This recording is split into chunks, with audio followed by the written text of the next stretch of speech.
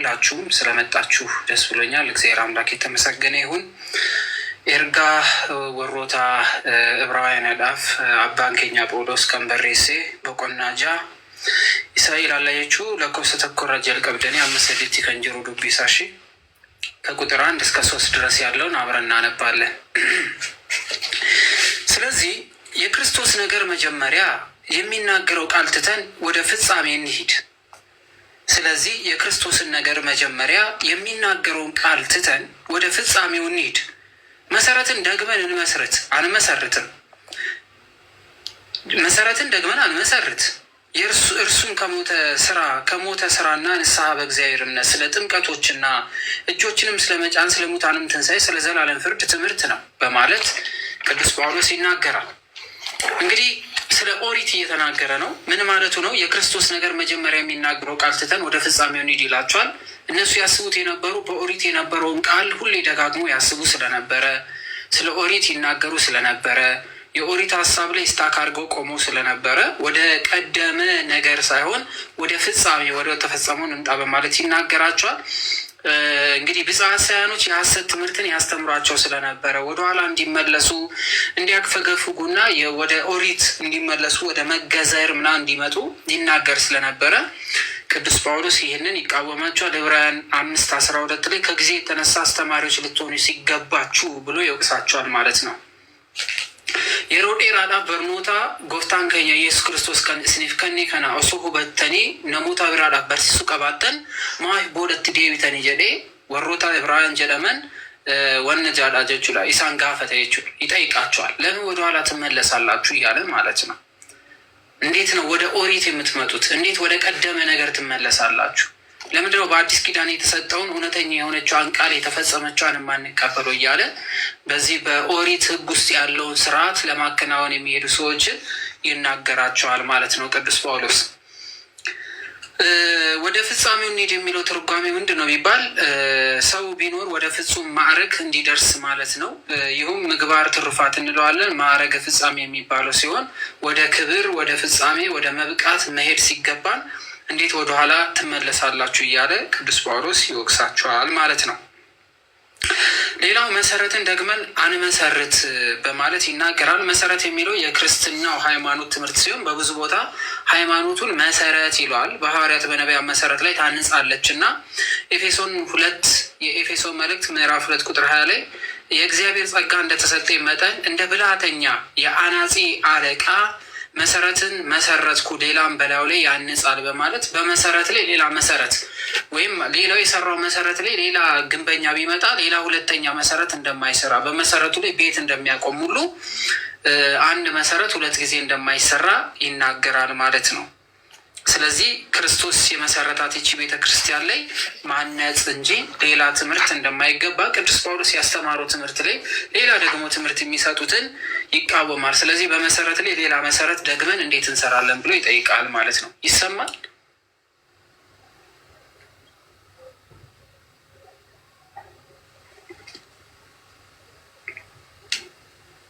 ይሰማል? ስርዓት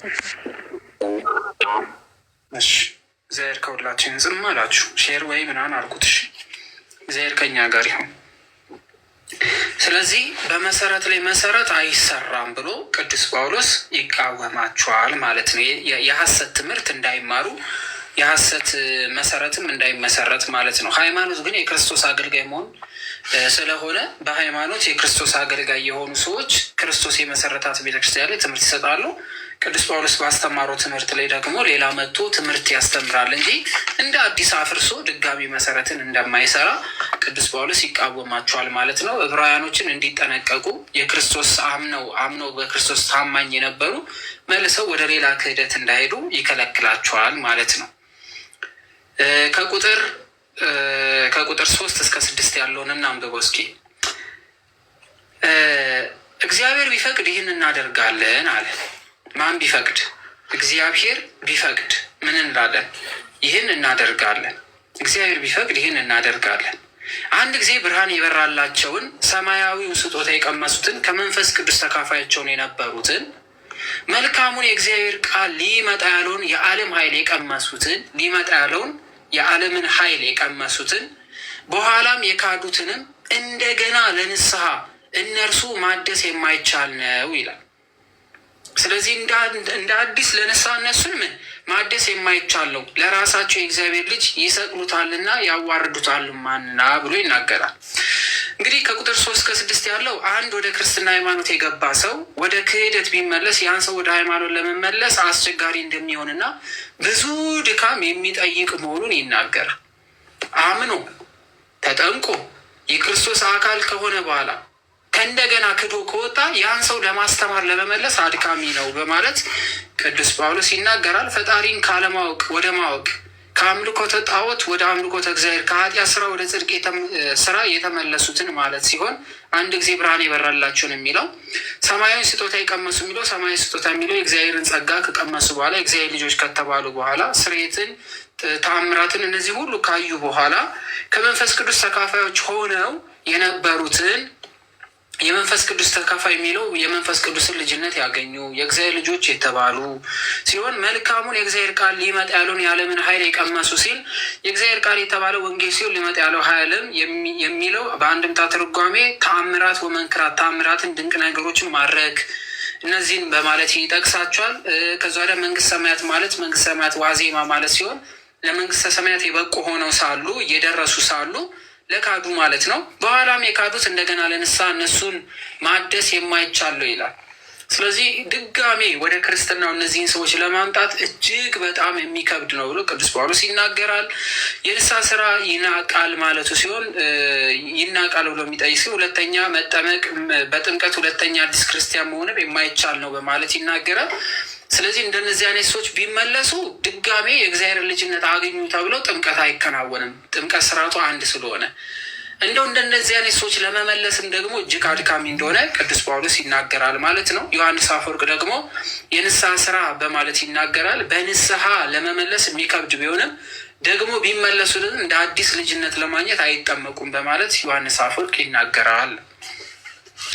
ለራሳቸው የእግዚአብሔር ልጅ ይሰቅሉታልና ያዋርዱታልን በማለት ደግሞ ይናገራል። እነዚህ ከሃዲዎች ኢየሱስ ክርስቶስን በመስቀል ላይ ይሰቅሉታል ማለት ሳይሆን እነሱን ለማዳን ሁለተኛ እንዲሰቀልላቸው ይፈልጋሉ። የአንድምታው መተርጉማን እንደገና ተሰቀልልን፣ ጨርቅ ተጠቅለልልን፣ ግንድ ተሸከምልን ሊሉት አይገባም በማለት ወደ ንስሐ የሚመጡ ሰዎች ድጋሜ የክርስቶስን መሞት መሰቀል እንዲጠብቁ ሳይሆን አንዴ በተከናወነው የኃጢአት ስርየት በሚያሰጠው በዛ የማዳን ስራ ውስጥ ሁሌ በንስሐ እንዲመላለሱ ሲናገር፣ ደግሞ ክደው የወጡ ሰዎች ደግሞ ድጋሜ እንደዚህ አይነት ሀሳብ የሚያስቡ ከሆነ የማይሆን ነው ብሎ ደግሞ ያስቀምጣል ማለት ነው። ያስቀምጣል። ከቁጥር 7-8 ድረስ ያለውን እንመልከት። ብዙ ጊዜ በእርሷ ላይ የሚወርደውን ዝናብ የምትጠጣ መሬት ለሚያርሷትም ደግሞ የምትጠቅምን አትክልት የምታበቅል ከእግዚአብሔር በረከት ታገኛለች። እሾህንና ኩርንችት ግን ብታወጣ የተጣለች ናት፣ ለመርገምም ትቀርባለች፣ በመጨረሻም መቃጠል ነው ብሎ በምሳሌ ይናገራል። በደንብ እየሰማችሁ ምሳሌያዊ ንግግር ነው። ከቁጥር 7-8 ድረስ ያለው ምሳሌያዊ ንግግር ነው። መልካም መሬት ያላት ለምሳሌ በመልካም መሬት ላይ የወደቀ ፍሬን አፈራ። በእሾህ ላይ የወደቀች ፍሬ ግን እሾህ አንቆ ያዛት። በባዶ ሜዳ ላይ የወደቀች ዘር ወፎች በሏት። በጭንጫ ላይ የወደቀች ፍሬ ትበቅላለች፣ ግን ስር ስለሌላት ግን ምን ሆነች? ወዲያው ደረቀች ይላል። ስለዚህ ቅዱስ ጳውሎስ እዚህ ጋር የሚናገረው በእሱ ጊዜ በእርሷ ላይ የሚወርደውን ዝናብ የምትጠጣ መሬት ለሚያርሷት ደግሞ ሲል ቃሉን ለሚሰሙ እግዚአብሔር ለሚሰሙ አምላክን ለሚያዳምጡ ገብቷቸዋል። ስለዚህ እነዚህ ሰዎች ምን በረከት አላቸው።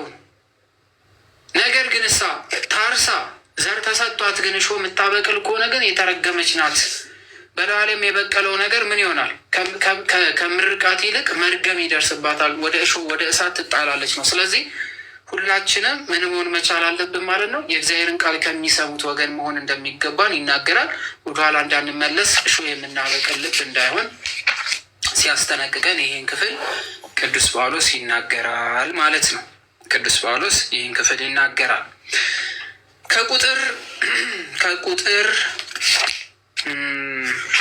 ከቁጥር 9-12 ድረስ ያለውን እናንብብ።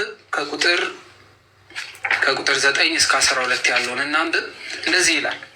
ስለ እናንተ ግን ወዳጆች ሆይ ይላል። ስለ እናንተ ግን ወዳጆች ሆይ ምንም እንኳን እንዲሁ ብንናገር አብልጦ የሚሻለው ለመዳን የሚሆነው እንዲሆንላችሁ ተረድተናል። እግዚአብሔር ቅዱሳንን ስላገለገላችሁ እስካሁን ስለምታደርጉላቸው ያደረጋችሁትን ስራ ለስሙም ያሳያችሁትን ፍቅር ይረሳ ዘንድ አመፀኛ አይደለም፣ በእምነትም በትዕግስትም የተስፋውን ቃል የሚወርሱትን እንድትመስሉ እንጂ ዳተኞች እንዳትሆኑ ተስፋ እስኪሞላ ድረስ እያንዳንዳችሁ ያን ትጋት እስከ መጨረሻ እንድታሳዩ እንመኛለን ይላቸዋል።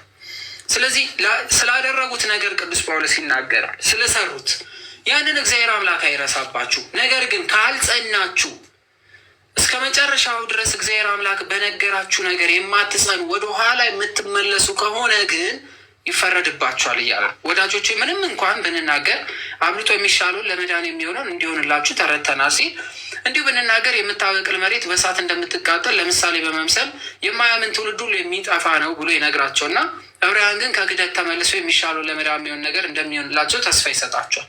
ስለዚህ ብትመለሱ ትድናላችሁ፣ ካልተመለሳችሁ ትቃጠላላችሁ ሲል ቅዱሳንን ስላገለግላችሁ ሲል ያመኑ ምዕመናን ማለት ነው። ቅዱሳን የሚላቸው ዕብራውያን ምዕመናንን መርዳታቸው መልካም ስራ መሆኑን ይገልጥላቸዋል ማለት ነው። ስለዚህ ቅዱሳንን ማገልገል ማለት ድሃውን የሚረዱ ያመኑትን የሚያግዙ ሲል ነው። ስለዚህ ይሄ መልካም ስራችሁን ይላችኋል።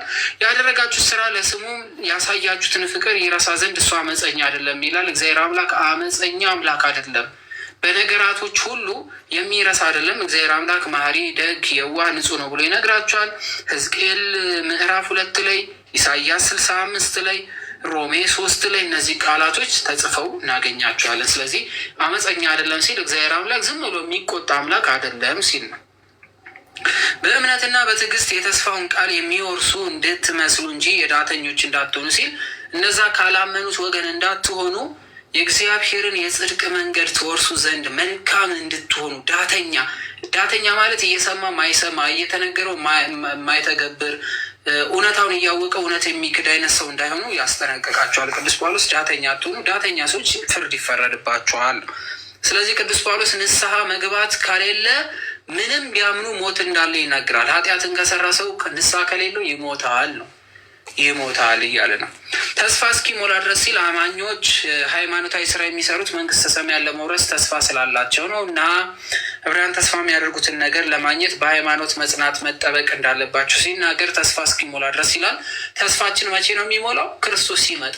ሰው ክርስቶስ እስከሚመጣ ድረስ ሰው በህይወት እስካለ ድረስ ሁሌ ምን መሆን አለበት? በመልካም ምግባር መመላለስ አለበት ሲላቸው ይህንን ቃል ተናግረዋል ማለት ነው ቅዱስ ጳውሎስ። ከቁጥር 13 እስከ 18 ያለውን እናንብብ። ከቁጥር 13 እስከ 18 ያለውን እናንብብ። እግዚአብሔር ከሁላችን ጋር ይሁን። እግዚአብሔርም ለአብርሃም ተስፋ በሰጠው ጊዜ እግዚአብሔር ለማን? ለአብርሃም ተስፋ በሰጠው ጊዜ በእውነት እየባረኩ እባርካለሁ እያበዛሁም አበዛሃለሁ ብሎ ከእርሱ በሚበልጥ በማንም ሊምል ስላልቻለ በራሱ ማለ አለ። በማን ማለ? በራሱ። ከራሱ የሚበልጥ ማንም ስለሌለ አለ። ስለዚህ ምን አለ? ማለ። በደንብ እያያችሁት እሺ። ማለ። እንዲሁ እርሱ ከታገሰ በኋላ ተስፋውን አገኘ አለ። አብርሃም እኮ የወለደ 2 ልጅ ነው። ማንና ማንም ወለደ? አብርሃም። እንደ ምድር አሸዋ እንደ ሰማይ ከዋክብት ዘርን አበዛዋለሁ ሲለው አብርሃም ግን በቁጥር የሚያውቃቸው እኮ ናቸው። የሰማይ ከዋክብት አይቆጠር፣ የምድር አሸዋ ማንም አይሰፍረው።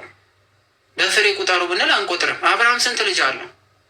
በዘመኑ አብርሃም ስንት ልጅ ወለደ? 2። የመጀመሪያ ልጁ እስማኤል፣ ሁለተኛ ልጁ ይስሐቅ። በቃ አለቅ።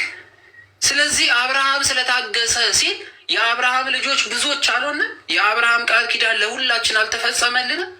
እግዚአብሔር አምላክ ለአብርሃም የገባውን ቃል ኪዳን አስቡ። እስራኤል ከቁጥር በላይ የሆኑ ወደ ምድሪቱ አላስገባም። ስለዚህ ቅዱስ ጳውሎስ እንደዚህ እያለ ይናገራል። ስለታገሰ አለ።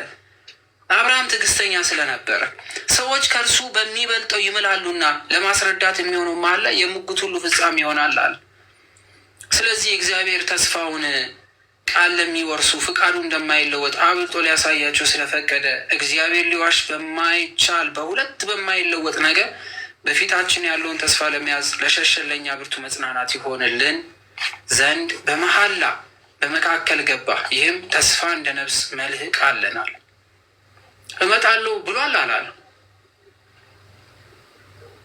ክርስቶስ እመጣለሁ አላለ? እመጣለሁ ብሏል። ስለዚህ አይመጣም። ለእናንተ መንግስተ ሰማያትን አወርሳለሁ ብሎናል። አያወርሰንም? እናንተ ባሪያዎች አይደላችሁ ልጆቼ ናችሁ ብሎናል። እና ልጆቹ አይደለን? እኔ አምላክ ነኝ የዘላለም ሕይወት በእኔ ታገኛላችሁ ብሏል። የዘላለም ሕይወት የለንም? ስጋዬን የበላ ደሜን የጠጣ የዘላለም ሕይወት አለው ብሏል። ቃሉ የታመነ አይደለም? ስለዚህ ቅዱስ ጳውሎስ ልክ እንዲሁ ነው የሚጠይቃቸው። ለአብርሃም የሰጠውን ቃል ኪዳን የታመነ አምላክ እኛንስ ለእኛ የገባው ቃል ኪዳን በአዲስ ኪዳን ይላቸዋል። ታዲያ ይህን ተስፋ ማናደርግ ከሆነ ይህ ሁሉ በምድር ላይ የሚደርስብን ድካም ምንድን ነው ብሎ ደግሞ ይጠይቃቸዋል። ስለዚህ ቅዱስ ጳውሎስ አብርሃምን ስለ ሁለት ነገር ይጠቅሰዋል። እግዚአብሔር ለሰው ልጆች የሚሰጠው ተስፋ እንደማያስቀር በአብርሃም ልንማር ይገባል አላቸው። ይህ መልእክት የምንጽፍላቸው ዕብራውያን የአብርሃም ልጆች ስለሆኑ የአብርሃም ተስፋ እንደተፈጸመ ጠንቅቀው ያውቃሉና። ዕብራውያኖች የአብርሃም ልጆች ናቸው። ስለዚህ እናንተ እነዚህ ሁሉ የሆናችሁት ለአብርሃም የተገባው ቃል ኪዳን ተፈጽሞ አይደለም ወይ? ዕብራውያኖች ቁጥር ስፍር አላችሁ ይላቸው። ይሄ ሁሉ እኮ ልጅ የአብርሃም ነው አለ። ስለዚህ እግዚአብሔር አምላክ የገባውን ቃል ለአብርሃም የፈጸመ አምላክ እንዴት በዚህኛው ዘመን የገባውን ቃል ኪዳን አታምኑትም? እንዴት በአዲስ ኪዳን የተገባልንን ቃል ኪዳን አታምኑም ብሎ ይጠይቃቸዋል። እንዴት ወደኋላ ትመለሳላችሁ ይላል። እንዴት ወደኋላ? ሌላውስ ደግሞ ለአብርሃም የገባው ቃል የታመነ አይደለም እንዴ? ለአብርሃም የገባለትን ቃል ኪዳን ፈጽሟል። እናንተ እንዴት አታምኑ ብሎ ጳውሎስ ይጠይቃቸዋል። በእውነት እየባረከ እባርካለሁ እያበዛሁ አበዛለሁ ብሎ ከእርሱ የሚበልጥ በማንም ሊመልስ ስላልቻለ በራሱ ማለ አለ። ዘፍጥረት ምዕራፍ 22 ላይ ብታዩት እንደዚህ ይላል። የእግዚአብሔር መልአክም አብርሃምን ከሰማይ ሁለተኛ ጊዜ ጠራው፣ እንዲህም አለው፣ እግዚአብሔር በራሴ ማልሁ ይላል። በደንብ ይዩት። ዘፍጥረት 22 ቁጥር 15 ላይ የእግዚአብሔር መልአክም አብርሃምን ከሰማይ ሁለተኛ ጊዜ ጠራው፣ እንዲህም አለው፣ እግዚአብሔር በራሴ ማልሁ ይላል። እግዚአብሔር በማን ማለት? በማን ማለት? ደስ አይልም? ለአብርሃም ሲገባ ይኸው እኔ በስሜ በራሴ ማልኩልህ። እንዴት ያለ መታደለው! በመድኃኔዓለም ስም በቃ ይኸው እኔ በራሴ ምዬልሃለሁ ብሎ በራሱ እግዚአብሔር አምላክ ለአብርሃም ማለለት። ለፈጠረው ሰው እኮ ነው። አለመማል ሲችል ግን ለፈጠረው ሰው ፈልጎ ላገኘው ለአብርሃም በስሙ ማለለት። እንዴት የታመነ አባት ነው ያለን! እንጽናና። እሺ በቃ እመጣለሁ ብሎ ይመጣል። እንታገስ። ስጋዬን ከበላችሁ ደሜን ከጠጣችሁ የዘላለም ሕይወት አላችሁ ብሎናል። እሱን ተስፋ አድርገን እንብላ እንጠጣ። ኃጢአትን ይቅር እምል አምላክ ነኝ ብሏል። ይቅር ይለናል። ታምነን ይቅር እንበለው። ስንወድቅ የሚደግፍ አባት አለን። ስንወድቅ ሁሌ እንፈልግ። ተስፋችን እሱ ነው። ፍጻሜያችን እሱ ነው። ዘላለማዊ ሕይወት የምናገኝበት እሱ ነው። ከስሞቹ በላይ ሁሉ የሆነ ስም እውነተኛ አምላክ ኢየሱስ ክርስቶስ። እንዳትረሱ። ይህ ትምህርት በጣም ልንበቃ የሚገባበት ትምህርት ነው። እሺ ቅዱስ ጳውሎስ እየሰጠን ያለው። ስለዚህ አንድ ልጅህንም አልከለክልህም፣ እውነት በረከትን አባርክልሃለሁ፣ ዘርህንም እንደ ሰማይ ከዋክብት ባህር እንደ ሰማይ አሸዋ አበዛዋለሁ፣ ዘርህም የጠላቶችን ደጅ ይወርሳል ብሎ ዘፍጥረት 22 ላይ በራሱ ምሎለታል። አስታውሶ አላቸው። በማንም ልምህ ስላልቻለ በራሱ ማላለ። እግዚአብሔር ስሙን ጠርቶ የሚምልበት አካል ስለሌለ እኛስ እግዚአብሔርን እንላለን። እኛ አምላክን መድኃኔዓለምን ረያው ኢየሱስ ክርስቶስን እንዴ ምናምን ብለን እንበላለና እሱ የሚምልበት ሌላ አካል የለም። በራሱ ማለለት ከሱ ውጭ ማንም ስለሌለ፣ ስለዚህ በራሱ ምሏል በማለት ያስቀምጧል። ዮሐንስ አፈወርቅ አብ በራሱ እንደማለ ወልድም በራሱ ማለ። እውነት እውነት እላችኋለሁ የሚያምንብኝ የዘላለም ሕይወት አለው ብሎ ስለ እውነት በራሱ ምሏል። እውነት ማን ነው ብለናል? ኢየሱስ። የዮሐንስ ወንጌል ምዕራፍ 6 ቁጥር 43-47 ላይ በብሉይ ኪዳን ዘመን እግዚአብሔር በራሴ ማልኩ ብሎ ዘፍጥረት 22:15 ላይ ብሎ ለአብርሃም በማለው ለእግዚአብሔር አብ የአዲስ ኪዳን ለእግዚአብሔር ወልድ ደግሞ ሰጥቶ ይናገራል። ስለዚህ ራሱ እግዚአብሔር ወልድ ደግሞ እውነት ሲል ራሱን ሲናገር እውነት እውነት እልሃለሁ ሲል ስለ እውነት ይናገራል። እውነት ማነው ስንል እውነት፣ መንገድ፣ ህይወት ማንኛል እኔ ነኝ አለ። ስለዚህ እውነት ማነው ስንል ክርስቶስ ነው። ቅድም ሲጠይቀን ነበረ ወንድማችን። ስለዚህ እውነት ማነው ስንል ክርስቶስ ነው። እውነት እውነት እላችኋለሁ ሲል በራሱ ማለት እኔ እውነትም መንገድም ህይወትም ነኝ ብሏል። ሰው እውነት ስለሆነ በራሱ ምሎ ምን አለ? እውነት እውነት እላችኋለሁ አለ። የሚያምንብኝ የዘላለም ህይወት አለው አለ። የሚያምንብኝ ከኛ የሚጠበቀው ምን መሆን ብቻ ነው? ማመን። ማመን በማን? በክርስቶስ ማመን ጠበቅብናል። እንዲሁ እርሱ ከታገሰ በኋላ ተስፋ አገኘ አላቸው። አብርሃም በመታገዙ ትዕግስት በማድረጉ እግዚአብሔር አምላክ የሰጠውን ተስፋ አገኘ። እናንተስ? እኛስ? ዕብራውያኖችን ይጠይቃል፣ እኛም ራሳችን እንጠይቃለን። ታግሰናል? ጠብቀናል? ጠይቀናል? በትክክል ጠይቀነው እየጠበቅን ነው? እግዚአብሔር አምላክ ያደርጋል ብለን ተስፋ እናደርጋለን? ምድራዊ ህይወትን ተጸይፈን ሰማያዊ በሆነ ትምህርት ውስጥ አለን? ሰው ትዕግስተኛ መሆን አለብን። ትዕግስተኛ በትዕግስት ውስጥ በተስፋ ውስጥ ሞት ቢመጣ ንቀ ነው። ምድራዊ የሆነ ፈተና ቢመጣ ትተ ነው። ሰማያዊ የሆነ ከእግዚአብሔር ዘንድ የተሰጠ ዘላለማዊ ህይወት የምናገኝባትን መንግስተ ሰማያትን ተስፋ እናደርጋለን።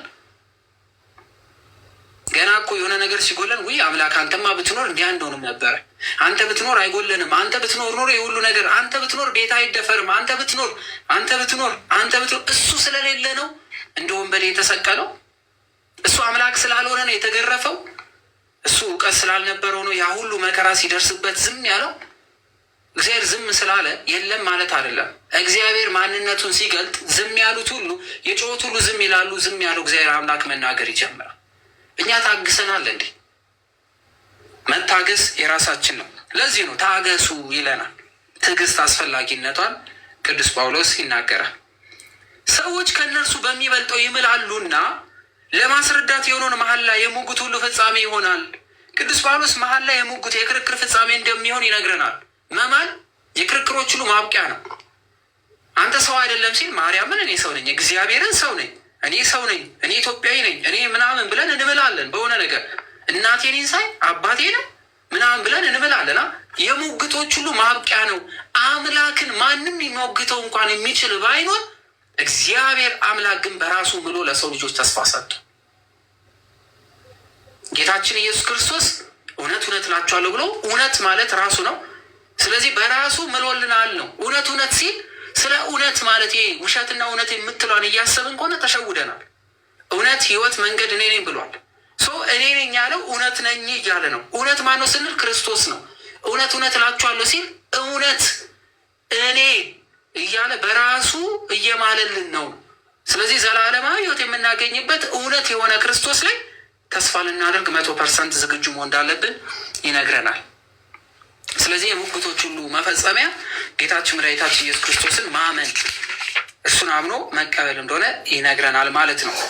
ያልተግባቡ ሰዎች ሲል ሁለቱም ክርስቲያኖች የሆኑ ወይም ደግሞ በክርስቶስ የሚያምኑ ከሆነ በክርስቶስ ስም ምለው ወይም ደግሞ በአምላክ ስም ምለው ቃል ከተገባቡ አንዱ ለአንዱ ይቅር ማለት አለበት፣ መተው አለበት። እውነት የሆነ ክርስቶስ እውነተኛ አምላክ ዳኛ ስለሆነ፣ ፈራጅ ስለሆነ፣ ፍጻሜ ስለሆነ፣ ስለዚህ ሰዎች መሐላን መደምደሚያ እንደሚያደርጉት ሁሉ አምላክን ምሎ ለአብርሃም ቃል ገብቶለታል። እንዲሁም ደግሞ ጌታችን መድኃኒታችን ኢየሱስ ክርስቶስ እውነት ብሎ ስለ ራሱ በራሱ በስሙ ምሎልናል። እውነት የክርስቶስ ስም ስለሆነ፣ እውነት ራሱ ክርስቶስ ስለሆነ፣ ስለዚህ እግዚአብሔር የተስፋውን ቃል ለሚወርሱ ፍቃዱ እንደማይለወጥ አብልጦ ሊያሳያቸው ስለፈቀደ እውነት እውነት እላችኋለሁ በእኔ የሚያምን ካለ ቃሌንም የሚሰማ ከሆነ የዘላለም ሕይወት አለው ብሎ እውነት ብሎ በራሱ ምሎልን እውነት የሆነውን ተስፋ ኢየሩሳሌምን ሰማያዊት መንግስተ ሰማያትን ሰጥቶናል። ስለዚህ እውነት ብሎ እስከማለረስ ይመጣል። አናምንም? ማመን አለብን። ማመን አለብን። ለምን? ቃሉ የታመነ ነዋ፣ እውነት ነዋ፣ እሱ አምላክ ነው። ለአብርሃም የገባውን ቃል ኪዳን በዘመናት እንደፈጸመ አንድ ቀን ይመጣል። ስለዚህ ኢየሱስ ክርስቶስ ምን ይላል? ይመጣል። ስለዚህ ኢየሱስ ክርስቶስ ቃል የገባልንን መንግስተ ሰማያት ምን ያወርሰናል? ላመንን እንወርሳለን፣ ላላመኑት ይጠፉበታል። እንቀጥል። ከቁጥር 19 እስከ 20 ድረስ ያለውን አንብቡት። እንደዚህ ይላል፣ እርሱ እርግጥና ጽኑ የሆነ ወደ መጋረጃ ውስጥ የገባ ነው። እሱ ምንድን ነው አለ? እውነት። እርሱ ምንድን ነው? ጽኑ። እርግጥና ምንድን ነው? ጽኑ ነው። እርግጠኛ ማንሆንበት አይደለም፣ ያልጸናም አይደለም። እርሱ ያለው ክርስቶስን ነው። እሱ አስቀድሞ የነበረ ዓለማትን የፈጠረ ዓለምን ፈጥሮ የሚያሳልፍ መንግስትን የሚያወርስ በይቅርታ የሚመለከተን እውነተኛ ዘለዓለማዊ ሕይወት የሆነ እውነትና መንገድ የሆነ ክርስቶስ እውነት ነው፣ ጽኑ ነው፣ እውነት ነው፣ እርግጥ ነው። ወደ መጋረጃ ውስጥ የገባ ነው። በዚያም ኢየሱስ እንደ መልከ ጼዴቅ ሹመት ለዘላለም ሊቀ ካህን የሆነ ስለ እኛ ቀዳማዊ ሆኖ ገባልን አለ። ዘለዓለማዊ እንደ መልከ ጼዴቅ። መልከ ጼዴቅ ሰው ነው። የመልከ ጼዴቅ ክህነቱ አይታወቅም። የክህነቱ ማብቂያም አይታወቅም። የክርስቶስ ክህነቱ የባህሪው ነው። ከሰዎች የተሰጠው ወይም ደግሞ ከአምላክ የተሾመው አይደለም። ራሱ አምላክ ነው። ክህነቱ የባህሪው ነው። ስለዚህ ከሁላችን አስቀድሞ ሊቀ ካህን የሆነው ክርስቶስ ከእኛ በፊት ቀድሞ ገባ። ሊቀ ካህኑ መልከ ጼዴቅስ ስለ ሰው ኃጢአትና ስለ እሱ በደል ስለ ራሱ ምን ያቀርባል? መስዋዕት ያቀርብ ነበረ። ይህኛው የአዲስ ኪዳን ሊቀ ካህን አምላክ ወልድ ሰው የሆነ አምላክ ራሱን ግን መስዋዕት አድርጎ አቀረበ። በደለኛ ስለሆነ አይደለም። ለእኛ ያቀረበው እኛ ዘላለማዊ ሕይወት የምናገኝበት በንስሐ ሕይወት ስንመላለስ ሁልጊዜ መስዋዕት ሆኖ በሕይወት እስካለን ድረስ ሕይወት እንድናገኝበት የኃጢአት ስርየት የምናገኝበት ዘላለማዊ የሆነ ክርስቶስ አስቀድሞ ራሱን አሳልፎ መስዋዕት አድርጎ ሰጥቶን የአዲስ ኪዳን ሊቀ ካህን ሆነልን። ስለዚህ ምን እያለን ነው? ቅዱስ ጳውሎስ ምን እየነገረን ነው? ወደ መጋረጃ ቀድሞ የገባው ኢየሱስ ክርስቶስ ነው። መጋረጃው መስቀል ተብሎ ሲተረጎም በመስቀል ላይ ሆኖ መከራን በመቀበል ሞትን ድል አድርጎ በመነሳት በማዕረግ ኢየሱስ ክርስቶስ ቀዳማዊ ሆነልን። ሞትን ድል አድርጎ አዳምን የያዘውን ሞት አሸንፎ ፊት ቀዳጅ ወይም ደግሞ የፊት መሪ ሆኖልን ሰው ሆኖ ሞት የተቆጠረለት ይህ እግዚአብሔር አምላክ ፊተኛ ሆነልን በማለት የኃጢአት ስርየት እንዳገኘንበት ይናገራል። ፊተኛ፣ ቀዳማዊ፣ ሁልጊዜ ምሕረት የምናገኝበት እነ መልከ ጼዴቅስ እነ አሮን ካህን የተባሉት በጠቅላላ በየዕለቱ ለሚሰሩት ኃጢአት በየቀኑ መስዋዕት የሚያቀርቡ ሆኖ ሳለ ጌታችን ኢየሱስ ክርስቶስ ግን በደልና ኃጢአት የሌለበት የሰው ሁሉ ኃጢአት ይቅር ሊል ራሱን መስዋዕት አድርጎ አንዴ በመስቀል ላይ ፈጸመ። ሁልጊዜ ሰው ወደ ንስሐ መንጣት ወደ መንጻት መንጣት ሲፈልግ የጌታችን የኢየሱስ ክርስቶስ ሥጋና ደም ምን ይሆናል? ይምረናል። ራሱን መስዋዕት ያደረጋ ዘላለማዊ ስልጣን ዘላለማዊ ክህነት ያለው ሰው የሰጠው ሳይሆን ክህነቱ የባህሪው የሆነ ክርስቶስ አስቀድሞ ራሱን መስዋዕት አድርጎልን ለእኛ ዘላለማዊ የምንድንበትን ይህንን መስዋዕት ሰጠን እያለ ቅዱስ ጳውሎስ ይናገራል። ስለዚህ የጌታችን የመድኃኒታችን የኢየሱስ ክርስቶስ ሊቀ ካህንነቱ የባህሪው ሲሆን የእነ አሮን ግን የጸጋ ነው። የጌታችን የመድኃኒታችን የኢየሱስ ክርስቶስ መስዋዕት ዘላለማዊ ሲሆን የእነ ካህኑ አሮን ግን ጊዜያዊ ነው። እነ አሮን ያቀርቡት የነበሩት እነ ካህኑ ዘካርያስ ያቀርቡት የነበረው መስዋዕት በዛ በቤተ መቅደስ ውስጥ የነበረው የዘላለም ሕይወት የሚሰጥ ስርየት ሳይሆን ወቅታዊ የሆነ የጊዜ እረፍት ዘላለማዊ የሆነ መንግስት እስከምትመጣ ድረስ ለእረፍት የሚተው መስዋዕትን ሲያቀርቡ ዘላለማዊ የሆነ ግን መስዋዕት ሆኖ የቀረበልን ራሱ ባለቤቱ ክርስቶስ ነው። ስለዚህ ቅዱስ ጳውሎስ ይህን ክርስቶስን እወቁት ይላቸዋል። ወደኋላ ተመልሳችሁ ለአዲስ ኪዳን መጀመሪያ የሆነውን ከምታነቡ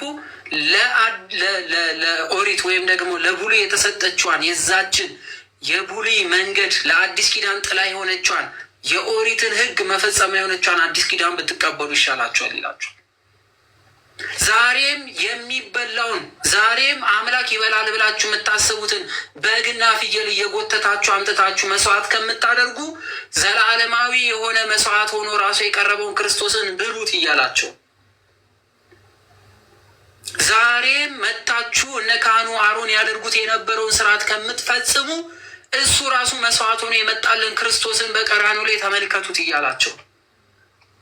ስለዚህ እነዚህ ዕብራውያኖች የአብርሃም ልጆች ሆኖ ሳለ ለሌሎች ማስተማር ሲገባቸው ላላመኑ ሰዎች የሚያስተምሩ ሆኖ ሲገባቸው በአብርሃም በኩል የተሰጠቿን አሕዛብ ሁሉ የእግዚአብሔር ልጆች ሆነው እንዲጠሩ በአብርሃም በኩል ያገኙትን በረከት ለሌሎች እንዲያካፍሉ ሆነው የተመረጡ ሆነው ሳሉ ጆሯቸው የደነዘዘ ሀሳባቸው ደግሞ ድንዝዝ ያለ ስለነበረ ኦሪትን አልተረዷትምና ወደ ኦሪት ይመለሱ ነበር። ስለዚህ ቅዱስ ጳውሎስ ይቆጣቸዋል። እንዴት ትመለሳላችሁ? እንዴት ወደ ኋላ ትሄዳላችሁ? እንዴት ነው ድጋሜ ካልተገረዛችሁ እንደዚህ ካላላችሁ እያላችሁ የምታወሩት? እንዴት የአዲስ ኪዳኑን ክርስቶስን አትረዱትም? እንዴት ለአብርሃም የተገባውን ቃል ኪዳን ዛሬ እንዴት አታስቡም? በአሕዛብ ላይ አባት አረጋለሁ ያለው ለአብርሃም የገባለትን ቃል ኪዳን እንዴት አታስቡትም? እንዴት ለራሳችሁ ብቻ ክብርን ሰጣላችሁ? ለዛውም ባዶ ክብር እያለ ዕብራውያኖችን የተናገረበት ክፍል ነው።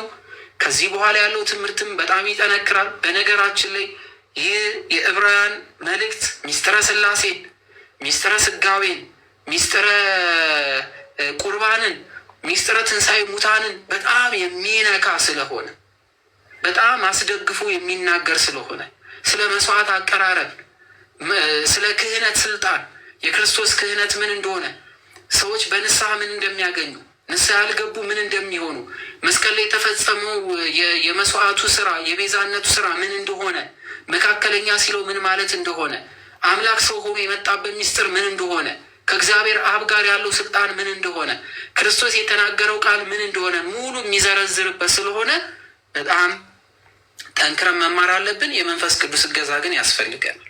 ስለዚህ ሁላችሁም ይህን ክፍል ስታነቡም ስናነብም ስንማማርም ሁላችንም የእግዚአብሔርን ኃይል እየጠየቅን በጣም እያነበብን መረዳት አለብን። ወስብሐት ለእግዚአብሔር ወወላዲቱ ድንግል ወለመስቀሉ ክብር።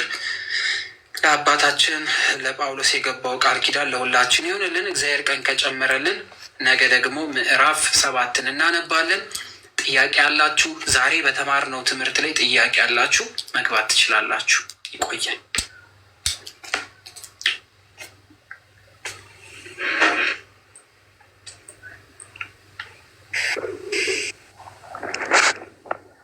አሜን። አንተ ላይ አድሮ የመከረን የገሰጸን ያስተማረን የአባቶቻችን አምላክ ልዑል እግዚአብሔር ስሙ ከአጽናፈ ዓለም እስከ አጽናፈ ዓለም ተመሰገነው። እኛም በሰማነው 30 60 ዓመቱ እንድናፈራ የአምላካችን መልካም ፈቃዱ ይሁንልን። እግዚአብሔር ይስጥልን፣ በእድሜ ጤና ይጠብቅልን። የሐዋርያው ቅዱስ ጳውሎስን መንፈስ በላይ ላይ ያሳድረብህ።